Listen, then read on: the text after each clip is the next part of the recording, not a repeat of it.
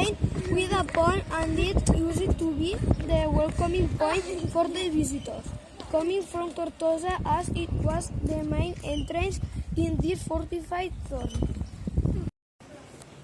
El carrer Major has an important street from the square to the church.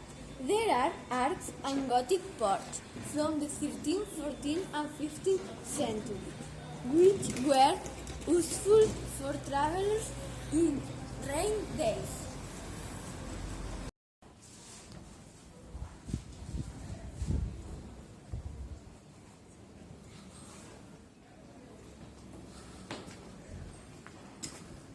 They were also shops for the market days working.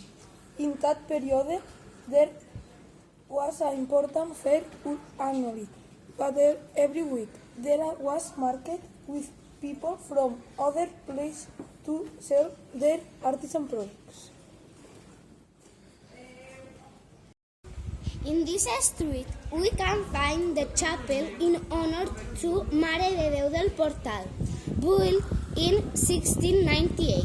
Here, people come to honor the saint.